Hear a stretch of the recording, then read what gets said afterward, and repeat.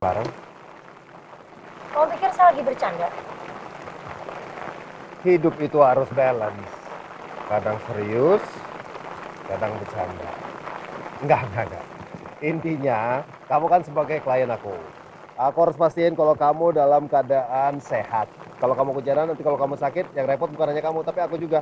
Karena kalau seandainya nanti surat persidangan sudah datang, terus kamu sakit dan tidak bisa menghadiri, gimana? Kan udah janji.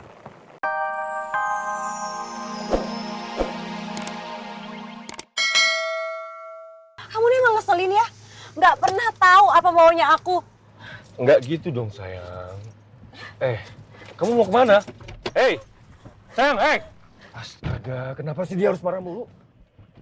Sayang, tunggu. Please, sayang dengerin aku dulu. Aku nggak mau kamu sakit, please, pakai ini. Sayang, aku nggak mau. Tolong jangan marah sama aku. Ya, dengerin aku dulu. Aku sayang sama kamu, Vera. Aku cinta sama kamu. Bahkan aku berani melakukan apapun yang kamu mau.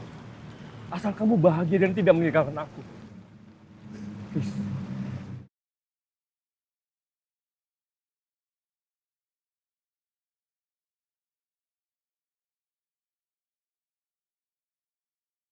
Kamu nggak tahu gimana beratnya jadi aku. Posisi aku masih dinilai negatif sama orang-orang. Aku benci sama diri aku sendiri karena aku jadi orang ketiga dalam rumah tangga kamu. Aku mau keluar dari hubungan ini tapi aku nggak bisa. Aku nggak bisa hapus kamu dari hati aku. Please. Kamu jangan berpikiran sejauh itu dulu.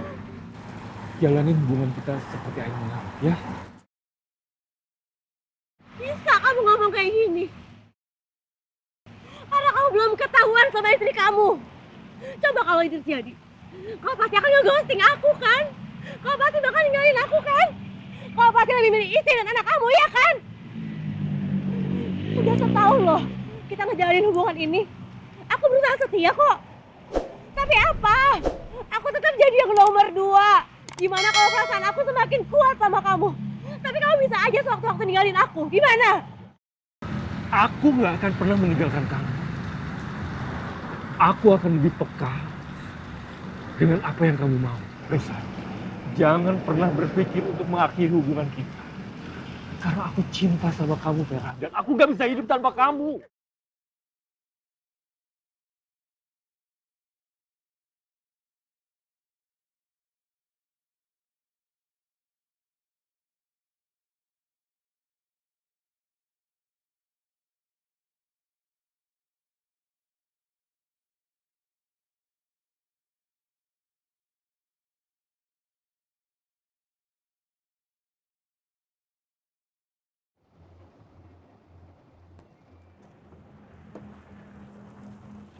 Makasih, Pak.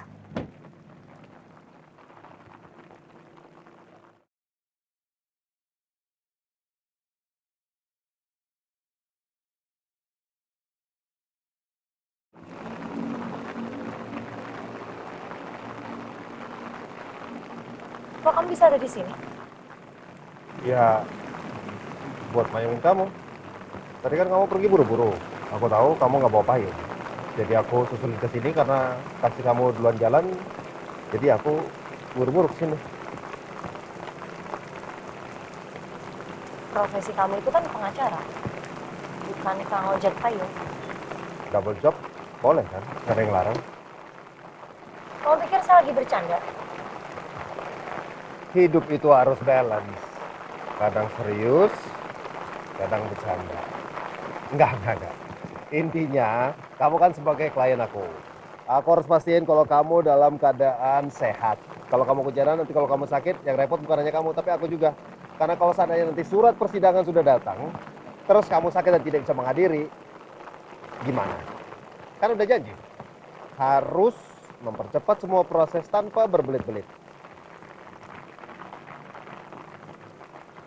Oke, tapi payungnya saya yang bawa sendiri. Silakan.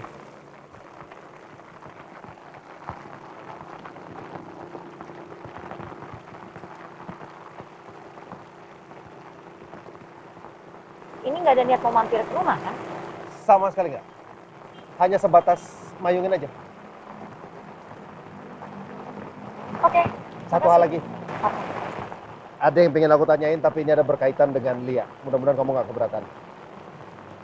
Apa lagi?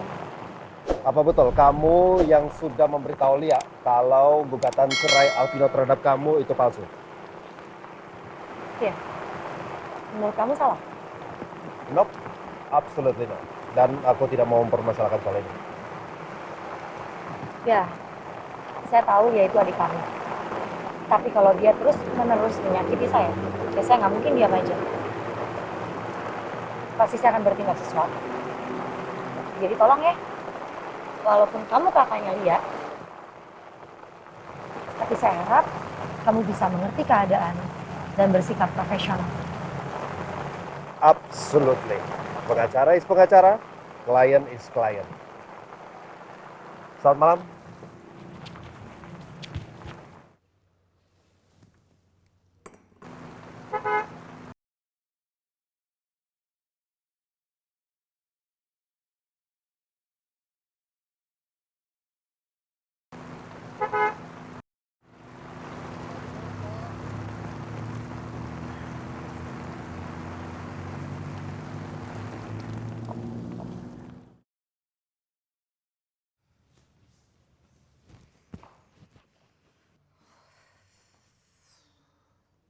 Assalamualaikum. Waalaikumsalam. Bu. Ngapain dia kesini? Ibu curiga dia punya niat tidak baik loh sama kamu. Selain menjadi pengacara kamu. Maksud ibu? Ibu gak suka dia sering datang ke rumah sini. Ibu takut dia punya niat yang tidak baik dalam arti kata gini loh. Dia mencari simpati kamu, kamu terlena. Kamu jangan lupa, walaupun bagaimana, dia itu kakaknya Lia.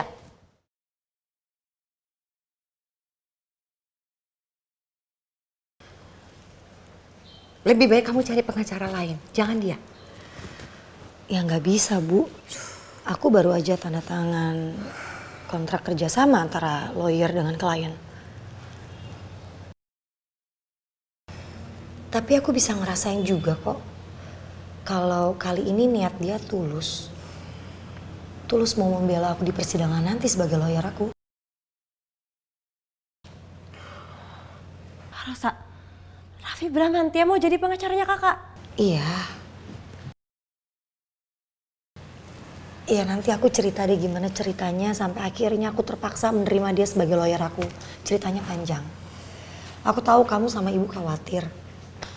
Cuma aku tuh juga bersikap tegas kok sama dia. Jadi aku yakin dia juga gak berani macem-macem sama aku. Ini akan menjadi komitmen antara lawyer dengan klien. Tapi kakak yakin? Ya emang kakak itu klien dia. Tapi bisa aja dia jadi belain Lia secara dia kakaknya. Itu yang ibu takutkan, ibu khawatirkan hanya itu. Karena gimana pun juga, dia pasti akan mengambil keuntungan dari kamu. Dia mempergunakan kamu karena disuruh sama Lia. Dan akhirnya nanti di persidangan kamu yang rugi, nak. Ya aku paham dengan kekhawatirannya ibu sama Vera. Tapi kan kita juga harus lihat, Raffi sendiri, dia itu punya reputasi dengan kantor firma hukum yang terbaik. Aku rasa dia juga harus menjaga nama baik dan kantor hukumnya juga. Gak mungkin dia akan macam-macam. Dan aku rasa dia akan membantu aku untuk bisa secepatnya lepas dari Mas Alvino. Serta memperjuangkan hak aku pada saat persidangan. Ya. Semoga dia benar-benar tulus sama kamu. Itu aja harapan ibu. Pokoknya ya kak, kalau dia berani macem-macem, kakak langsung bilang sama aku. Biar aku kasih dia pelajaran. Siap. Ini sih kayaknya kamu lebih cocok ya, Fer. Jadi bodyguardnya kakak kamu. Jelas. Yaudah aku salin dulu ya, Bi ya. Ya udah, kamu basah begini. Kamu juga, ayo ganti. Ntar masuk angin. Aku udah singkirin rasa ragu aku ke Mas Alvino. Aku udah percaya kalau dia beneran tanggung jawab dengan cara menggugat cerai Rosa. Karena Mas Alvino mencintai aku dan juga anak aku. Tapi setelah aku dengar penjelasan dari Mas Raffi, perasaan aku beneran hancur. Ternyata aku emang jatuh cinta sama orang yang salah. Kemarin waktu kamu bawa amplop itu,